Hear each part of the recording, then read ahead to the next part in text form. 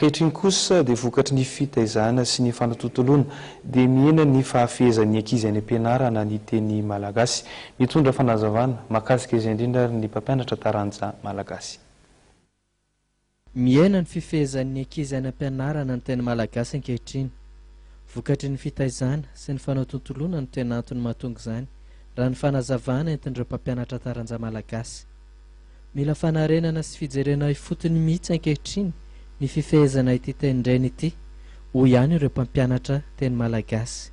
Ny taranja malagasy moa teny reny azy, teny mpiazana, teny ampianarana ihany koa, ty ampianarana dia manana lanjany manokana satria ao ambadika izay kolotsaina malagasy zay, ao ambadika izay teny malagasy zay no ampitana ny kolotsaina.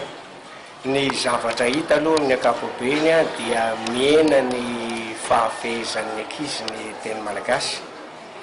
Eo ny vatsy avany amin'ny klasy diavana tany aloha tany, eo ihany koa ny ako ny zavatra iainana satria tohatra ny verina indray le toetsaina hoe rehefa gasy, vita gasy sy ny sisa dia ohatran'ny misy fiantraikany zay amin'ny ankizy maro.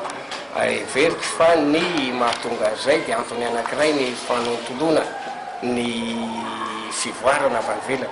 Ankoatran'izay tsy dia ampitsony ilay fifatoan'ny ankizy amin'ny zavatra malagasy zany dia hita aty amin'ny teny zay na amin'ny fanonana mihitsy ary misy ankizy tsy mahay manavaka ng sy g. Amin'izao iray volantena malagasy zao dia miezaka mafy ny ao amin'ny akademia pirenena malagasy mba hanome lanja ny teny.